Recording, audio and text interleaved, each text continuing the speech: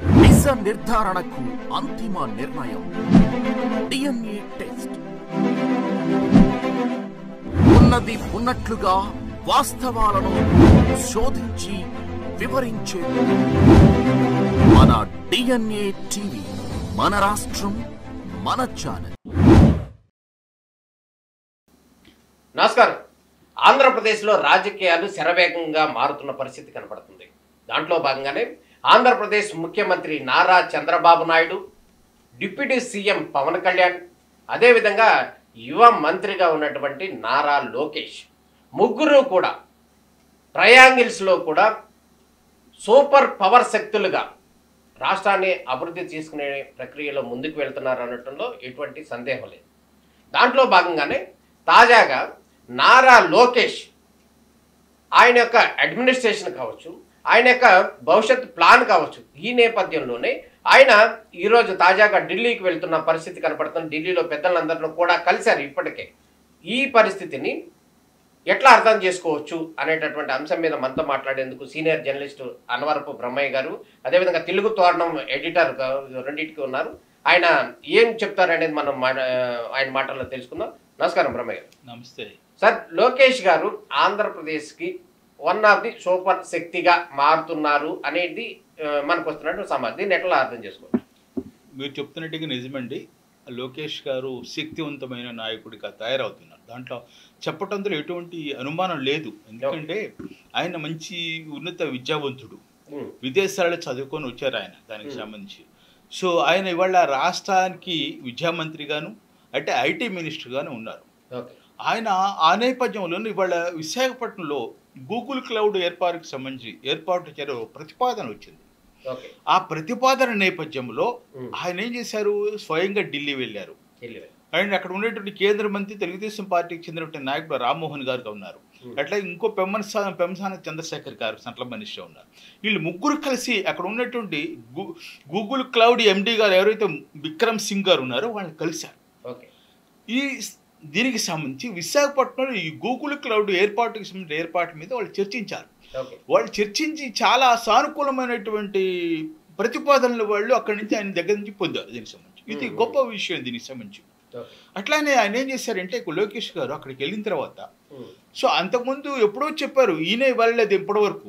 ప్రధానమంత్రి మోడీ గారు మీరు రండి, ఢిల్లీకి రండి, అందరితో రండి అని చెప్పారు, ఆహ్వానించారు. ఆయన వెళ్ళైనా ఈయన నిదానంగా అవసరాల కొద్ది ఢిల్లీ వెళ్తూ ఇవాళ ఢిల్లీ వెళ్ళి చక్కగా కేంద్ర మంత్రులు చాలా మందిని కలిశారు ఆయన.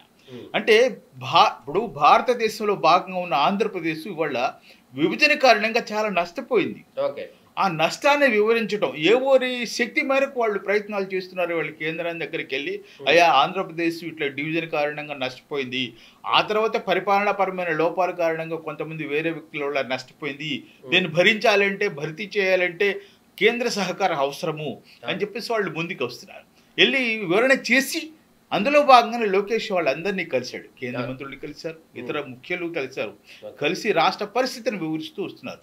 ఈ నేపథ్యంలో లోకేష్ గారు ఒక ఉన్నత శక్తిగా రాష్ట్రంలో ఎదుగుతారని చెప్పడంలో అనుమానమే లేదు. ఆయనకి వారసత్వం ఉందండి. ఆయన తండ్రి ముఖ్యమంత్రి, వాళ్ళ తాత ముఖ్యమంత్రి, వాళ్ళ ఆ జెనెటిక్స్ వీటన్నిటి మించి ఆయన ఉన్నత విద్యావంతుడు. దీనికి సంబంధించి అద్భుతమైన ఇంగ్లీష్ మాట్లాడతారు.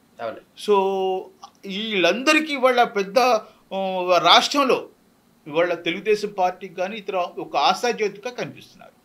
అందులో భాగంగానే మీరు అంటున్నటువంటి సూపర్ శక్తిలో భాగంగానే దావోస్లో జరిగినటువంటి సమావేశంలో ముఖ్యమంత్రి చంద్రబాబు నాయుడు ఉన్నప్పటికీ కూడా మంత్రి టీజీ భరత్ ఏమన్నారంటే, మా యొక్క భవిష్యత్తు ముఖ్యమంత్రి నారా లోకేషే అనేటటువంటి ఇండస్ట్రియలిస్టులు ఎవరైతే ఉన్నారో, అంటే పెట్టుబడిదారులు ఎవరైతే ఉన్నారో వాళ్ళకి భరోసా ఇచ్చే ప్రక్రియలో భరత్ అటువంటి అనౌన్స్మెంట్ చేశారు. అంటే భవిష్యత్తు ముఖ్యమంత్రి లోకేషే అని అనౌన్స్మెంట్ వాళ్ళకి ఆశాజనకంగా ఇచ్చారనుకోవచ్చా? ఇప్పుడు భవిష్యత్ ముఖ్యమంత్రి లోకేష్ అని చెప్పటం ఇవాళ కాదా అనుకోవచ్చా? ఇప్పుడు ఎవరైతే కీలకంగా పనిచేస్తారో వాళ్ళు ఆటోమేటిక్ నాయకత్వ స్థానంలో ఉంటారు. ఇవాళ చాలా కీలకమైన వ్యక్తి, అన్ని రకాల అర్హత ఉన్న వ్యక్తి లోకేష్.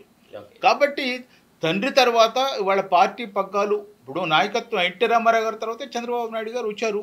ఆయన అల్లుడని రాలా, ఆయన సామర్థ్యం నిలుపుకున్నాడు దానికి సంబంధించి.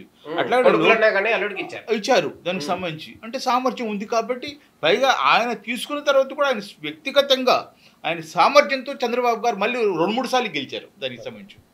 అట్లనే ఇవాళ కూడా ఈయన లోకేష్ చంద్రబాబు నాయుడు గారు అబ్బాయిగా ఫస్ట్ రాజకీయాల ప్రవేశించవచ్చు, అది వేరే విషయం. బట్ ఇక్కడ సమర్థవంతుడిగా నిరూపించుకుంటున్నాడు. ఆ వ్యక్తిగతంగా ఉన్నటువంటి ఆ పిఆర్ పెంచుకుంటున్నారు వ్యక్తులతో, దేశీయంగా విదేశీయంగా. ఆ దావోస్లో కూడా ఆయన మాట్లాడిన విధానం, ఆయన యాక్సెంట్, ఆయన విదేశాల్లో చదువుకొని రావటం వల్ల వాళ్ళతో మాట్లాడే ఇంగ్లీష్ చాలా సులభంగా ఉంటుంది. మనం వెళ్ళి మాట్లాడే ఇంగ్లీష్కి అక్కడ కొన్ని చదువుకొని మాట్లాడుతున్న వరకు చాలా తేడా ఉంటుంది. సో ఆ విధంగా యాక్సెస్ లోకేష్ గారికి ఎక్కువ ఉంది. సో కాబట్టి భవిష్యత్ ముఖ్యమంత్రి అని భరత్ గారు ప్రకటించవచ్చు, ఎందుకంటే లక్షణాలు కనిపిస్తున్నాయి కాబట్టి అని ఉండొచ్చు. సో తప్పేంగా లేవు దానికి సంబంధించి. ఆ లక్షణాలు అనుకున్నాయి, ఆ నాయకత్వ లక్ష్యం పటిమ కూడా కనిపిస్తుంది అయింది కాబట్టి ఆయన ప్రకటించడానికి మనం తప్పు పట్టాల్సిన అవసరం ఏమీ లేదు. ఇప్పుడు గతంలో అంటే 2014 నుంచి కూడా 19 వరకు జరిగినటువంటి టీడీపీ గవర్నమెంట్లో ప్రస్తుతం జరుగుతున్నటువంటి పరిస్థితుల నేపథ్యంలో అప్పటికి ఇప్పటికి లోకేష్లో ఎటువంటి తేడా మీరు గమనించారు?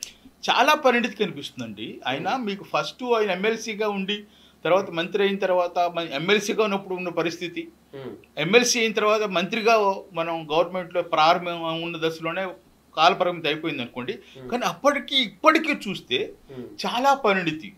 ఇప్పుడు ప్రతిపక్షంలో ఉన్న సందర్భంలో లోకేష్ గారు చాలా పాదయాత్రలు చేశాడు ఆయన. ఎస్, అక్కడ ఈయన ప్రజలకు చాలా మమేకమయ్యాడు, చాలా అంశాలు నేర్చుకున్నాడు. మీకు పాదయాత్రలో చాలా అనుభవాన్ని, చాలా విషయాలను తెలుసుకున్నాడు ఆయన. ప్రజల నుంచి తెలుసుకున్నాడు, ప్రజల కష్టాలను దగ్గరగా చూశారు, ప్రజల సమస్యలను చాలా సున్నితంగా పరిశీలించారు ఆయన. సో కాబట్టి ఇవాళ ఆ పరిశీలన శక్తి అదంతా కూడా పరిణితి తత్వం ఇవాళ లోకేష్లో కనిపిస్తుంది. మాట్లాడే విధానం మీద చూడండి, ఎవరికైనా పాత క్లిప్స్ ఉంటే కనిపిస్తాయి. లోకేష్ గారు 5 ఏళ్ల క్రితం ఎట్లా మాట్లాడారు, ఇప్పుడు ఎట్లా మాట్లాడుతున్నారంటే మనకు స్పష్టమైనటువంటి తేడా కనిపిస్తుంది. అంటే ఆయన పరిణితి పెంచుకున్నాడు. నాకు తెలిసి ఆయన కూడా మంచి బుక్స్ చదువుతారని తెలిసింది నాకు, మంచి బుక్ రీడర్ అని చెప్పేసి. సో తాజా పరిణామాలకు సంబంధించి ఇవాళ పుస్తకాలు, అట్లాగే ప్రపంచవ్యాప్తంగా జరుగుతున్న రాజకీయ పరిణామాలు, దేశంలో జరుగుతున్న రాజకీయ పరిణామాలు, రాష్ట్రంలో జరుగుతున్నటువంటి అంశాల పట్ల ఆయన అవగాహన పెంచుకోవడం ద్వారా పరిణితి పెంచుకున్నారు. ఆ పరిణితి మనకి ఆ మెచ్యూరిటీ కనిపిస్తుంది. ఓకే, అదేవిధంగా ఆంధ్రప్రదేశ్కి సంబంధించి ప్రత్యేకంగా ఇటు ప్రపంచంలోనే కాదు లేకపోతే దేశంలోనే ఎక్కడా లేదు అని చెప్తున్నారు. ఈ వాట్సాప్ గవర్నెన్స్ ఏదైతే ప్రజల్లో ఎవరైతే ఉన్నారో ఒక క్లిక్ ద్వారా వారికి సంబంధించినటువంటి అన్ని సమస్యలు కూడా వాట్సాప్ ద్వారా తీసుకునవచ్చు అనేటటువంటి నూతన వరవడిని తీసుకొచ్చారు. దీన్ని ఎట్లా అర్థం చేసుకోవచ్చు సార్? నిజంగా వాట్సాప్ గవర్నెన్స్ అనేది ఒక వినూత్నమైన ప్రక్రియ. ఇప్పటి వరకు ఎక్కడ ఎవరు ప్రారంభించలేదు. దీనివల్ల కొన్ని ఇబ్బందులు ఉంటాయి ప్రారంభంలో, ఆచరణలో. ఎందుకంటే ఇవాళ ఎక్కడా లేదు. 10 మంది నడిచిన బాటలో నడవటం వేరు, కొత్తగా ఒక బాట వేయటం వేరు. దీనికి సంబంధించి వాళ్ళ కొత్త బాట వేశారు. ఈ వాట్సాప్ గవర్నెన్స్ అనేది ఒక కొత్త బాట దీనికి సంబంధించి. ఇది చాలా వినూత్నమైన ప్రక్రియ. నిజంగా ఇది సక్సెస్ అయితే ప్రజలకు అత్యంత మేలు జరుగుతుంది. ఎందుకంటే ఇవాళ రేపు వాట్సాప్ ప్రతి దానికి కూడా సోషల్ మీడియాలో కీలకంగా ఉంది. సోషల్ మీడియాలో కీలకంగా ఉంది వాళ్ళు. దీనికి సంబంధించి ఏ మెసేజ్ అయినా ఫార్వర్డ్ చేయాలంటే వాట్సాప్ ద్వారానే జరుగుతుంది. గతంలో ఒక క్యాస్ట్ సర్టిఫికేట్ కావచ్చు, లేకపోతే విద్యార్థులకు సంబంధించి క్యాస్ట్ సర్టిఫికేట్ కావచ్చు, ఇన్కమ్ సర్టిఫికేట్ కావచ్చు, లేకపోతే రకరకాల సర్టిఫికేట్లు ఏది తీసుకోవాలన్నా కూడా ఆ గవర్నమెంట్ ఆఫీసుల చుట్టూ పిల్లలకు సంబంధించి పేరెంట్స్ పనులు మానుకుని ఇట్లా తిరగాల్సినటువంటి పరిస్థితి ఉండేది. కానీ ప్రస్తుతం ఈ గవర్నెన్స్ వాట్సాప్ గవర్నెన్స్ ద్వారా క్షణాల్లోనే దానికి సంబంధించినటువంటి డేటా వచ్చే అవకాశం ఉంది. దాని మూలంగా ప్రజలకు ఉపయోగపడుతుంది అంటున్నారు. యాక్చువల్గా మనకి గూగుల్లో మనం వెళ్ళి మనం బ్రౌజ్ చేస్తే మనకి ఇది కావాలంటే వెంటనే మనం అన్నీ వస్తూ ఉంటాయి. ఇవాళ గూగుల్ బ్రౌజింగ్ చేయాల్సిన అవసరం లేకుండా వాట్సాప్కి సంబంధించి ఒక నెంబర్ ఇచ్చింది గవర్నమెంట్ ఆఫ్ ఆంధ్రప్రదేశ్. ఆ నెంబర్ క్లిక్ చేయడంతోనే మీకు మెనూ అపీర్ అవుతుంది. దాంట్లో మీ దేనికోసం చూస్తున్నారని చెప్పి మెనూ. సో నీ పంచాయతీకి సంబంధించిన సమాచారమా, రెవెన్యూకి సంబంధించిందా, లేదా మీకు బర్త్ సర్టిఫికేట్స్ కావాలా, ఏ సర్టిఫికేట్స్ తెలుసుకుంది అన్నది వాళ్ళు మెనూ వస్తుంది. ఆ మెనూను బట్టి మనం దాంట్లోకి ఎంటర్ అవుతున్నాం. దాంట్లో ఇప్పుడు ఉన్నట్టు నేను ఒకసారి చూశాను, అంత సిస్టమేటిక్గా చాలా సింపుల్గా ఉంది. సో ఇది ఇంకా విషయం ఏంటంటే మనం చదువు రావాల్సిన అవసరం కూడా లేదు. దీనికి సంబంధించి వాయిస్ మెసేజ్ ద్వారా కూడా మీకు ఓపెన్ అవుతుంది. సో ఒక కొద్దిగా అన్ఎడ్యుకేటెడ్ కూడా బాగా కొద్దిగా ఉపయోగపడుతుంది. 10th క్లాస్ 7th క్లాస్ చదివి ఉన్న వ్యక్తి తన క్యాస్ట్ సర్టిఫికేట్ కావాలి అవును. చూసినప్పుడు నాకు క్యాస్ట్ సర్టిఫికేట్ కావాలంటే నాకు ఆ క్యాస్ట్ సర్టిఫికేట్ నుంచి వెబ్సైట్కి వెళ్ళిపోయి ఓపెన్ అవుతుంది, అప్డేట్ అవుతుంది. సో ఇది ఇంకా వాడుకలకు ప్రజలు డెవలప్ కావాలి, ఇంకొంచెం గవర్నమెంట్ కూడా ఇంకా యాక్సెస్ పెంచే విధంగా చేస్తే ఇది నెంబర్ 1 స్థాయికి వెళ్తుంది, చాలా బాగుంటుంది. ఇవాళ ఈ వాట్సాప్ గవర్నెన్స్ మీద కూడా కేంద్ర మంత్రులందరూ కూడా లోకేష్ ని ప్రశంసించారు అంటూ కూడా వార్తలు వస్తున్నాయి సార్. అవునండి, ఎందుకంటే నేను చెప్పే కదా వినూత్నమైన ప్రక్రియ ఎక్కడా లేదు ప్రజెంట్. ఇవాళ వాట్సాప్తో లింక్ పైన పరిపాలన చేయటం అనేది, అడ్మినిస్ట్రేషన్ లింకప్ చేయటం గొప్ప విషయం దీనికి సంబంధించి. అయితే ఈ వాట్సాప్ వాళ్ళు కూడా దానికి ఎటువంటి పేమెంట్ లేదు, ఉచితంగా సర్వీస్ ప్రొవైడ్ చేస్తారు, అది గొప్ప విషయం దీనికి సంబంధించి. ఒక అద్భుతమైన సర్వీస్ని ఉచితంగా ప్రజలకు అందించడంలో ప్రభుత్వానికి కూడా సహకారం అందిస్తూ ప్రజలకు ఇవ్వటం వాట్సాప్ గ్రూప్ కూడా చాలా గొప్ప విషయం దానికి సంబంధించి. సో వాట్సాప్ గ్రూప్ అనేది ఏదైతే door step of the government public అంటామో, ఇవాళ డోర్ స్టెప్స్ కాదు పాకెట్లోకి వచ్చింది గవర్నమెంట్, వీళ్ళు పాకెట్లోకి వచ్చింది. ఇవాళ ప్రభుత్వం యొక్క పరిపాలన మొత్తం కూడా ప్రజల పాకెట్లోకి వచ్చింది. ఇది మంత్రిగా సక్సెస్ అవుతున్నారు, సూపర్ శక్తిగా మారుతున్నారు అనేది మీరు చెప్తున్నారు నిజమే.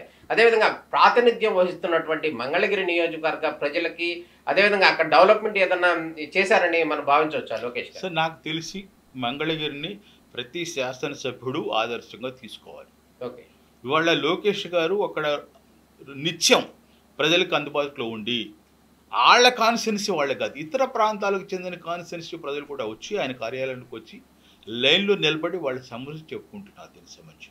వాళ్ళ మంగళగిరిలో ప్రజా దర్బారుని పెట్టి ప్రతి సమస్యను తెలుసుకుంటున్నారు. అక్కడ మంగళగిరి ప్రజలు చాలా హ్యాపీ ఫీల్ అవుతున్నారు నాకు తెలిసినంత వరకు.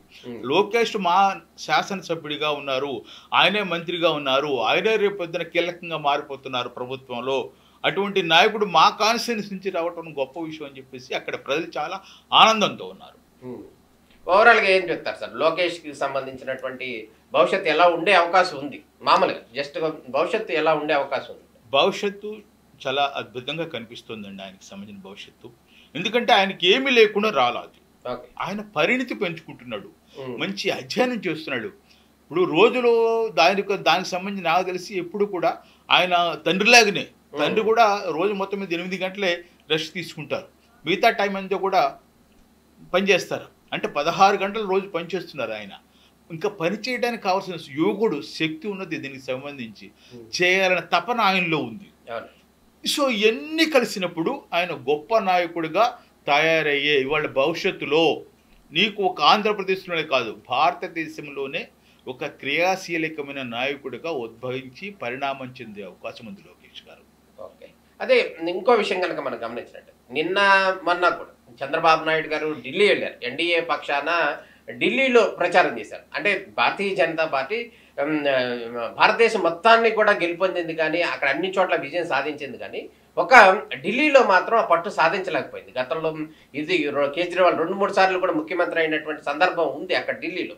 అటువంటి చోట అక్కడ బీజేపీ పార్టీ పిలవకపోయినప్పటికీ కూడా ఎన్డీఏ పక్షవాదిగా చంద్రబాబు నాయుడు అక్కడికి వెళ్ళి కూడా ప్రచారం చేశారు. దాన్ని ఎట్లా అర్థం చేసుకోవచ్చు? ఆ ప్రచారం చేయటం బట్టి ఆంధ్రాకి కొంత మేలు జరుగుద్ది అని వాళ్ళు అంటున్నారు, ఎట్లా అంటారు? ఇప్పుడు ఢిల్లీలో చాలా తెలుగు కుటుంబాలు ఉన్నాయి నాకు తెలుసు.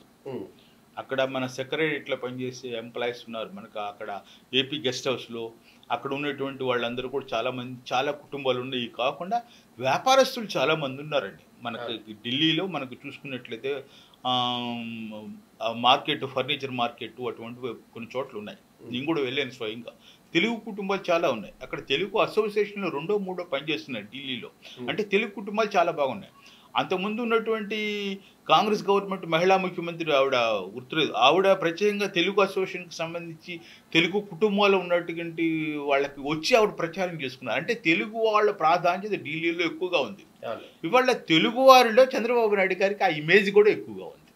ఆయనకి కష్టం వచ్చినప్పుడు ఒక ఆంధ్రప్రదేశే కాదు మొత్తం ప్రపంచం అంతా స్పందించింది. అందులో భాగంగా ఢిల్లీలో ఉన్న తెలుగు వారు కూడా స్పందించారు దీనికి సంబంధించి. కాబట్టి ఇవాళ ఆయన బాధ్యతగా ఎన్నికలు జరుగుతున్నాయి కాబట్టి తెలుగు వాళ్ళకి మేలు జరిగే విధంగా కూటమికి ఓటు చేయండి అని చెప్పడం కోసం అంటే ఆయన బీజేపీకి మద్దతు ఇవ్వండి అని చెప్పారు. చెప్పారు. ఆ విధంగా చెప్పడం మూలంగా అక్కడ నుంచి కేంద్రం నుంచి కూడా ఏమైనా ఆంధ్రాకి సానుకూల అంశాలు వస్తాయా? అదేవిధంగా ఆంధ్ర సమస్యలు ఏమన్నా కొంతవరకు వాళ్ళు సానుకూలంగా స్పందించే ఆల్రెడీ కూటమి సార్ ఇక్కడ ఉన్నది వేరే కాదు, ప్రత్యేకంగా ఏముంది, వాళ్ళు ఇక్కడ ఉన్నది ఆంధ్రప్రదేశ్ లో తెలుగుదేశం గవర్నమెంట్ కాదు కదా, అవునండి, ఎన్డీఏ కూటమికి సంబంధించిన గవర్నమెంట్ ఇక్కడ అధికారంలో ఉన్నది, తెలుగుదేశం గవర్నమెంట్ కాదు. ఇక్కడ తెలుగుదేశం మెజారిటీ అయితే కావచ్చేమో, కానీ ఇక్కడ ఉన్నది అధికారంలో ఉన్నది ఇవాళ కూటమి గవర్నమెంట్, అట్లా కేంద్రంలో ఉన్నది కూడా కూటమి గవర్నమెంట్. సో కాబట్టి మీరు ప్రత్యేకంగా మనం ఇది బాధ్యత, బీజేపీ బాధ్యత, ఆంధ్రప్రదేశ్ డెవలప్ చేయటం అనేది బీజేపీ బాధ్యత, చంద్రబాబు నాయుడు బాధ్యత ఢిల్లీలో ప్రచారం చేయటం, పరస్పరం ఇద్దరు బాధ్యతలు ఎవరు బాధ్యత వాళ్ళు గుర్తెరిగి చేస్తే చాలు. ఇది మొత్తానికి నారా చంద్రబాబు నాయుడు గారు కావచ్చు, అదేవిధంగా ఇవాళ లోకేష్ కావచ్చు, వీళ్ళిద్దరూ కూడా ఢిల్లీ వెళ్తున్నారు. అదేవిధంగా అక్కడ ఉన్నటువంటి అగ్ర నాయకులందరినీ కూడా కలుస్తున్నటువంటి పరిస్థితి కనబడుతుంది. ఆంధ్రప్రదేశ్లో రానున్న రోజుల్లో అయితే మాత్రం ప్రస్తుతానికి సూపర్ శక్తిగా అయితే నారా లోకేష్ ఉన్నారు. రానున్న రోజుల్లో కూడా మంచి భవిష్యత్తు ఉంటుంది అనేది ప్రధానంగా బ్రహ్మయ్య గారు చెప్తున్నారు. చూద్దాం ఏం జరుగుతుంది అనేది వేచి చూద్దాం. నమస్కారం బ్రహ్మయ్య గారు. అంతేకాదు.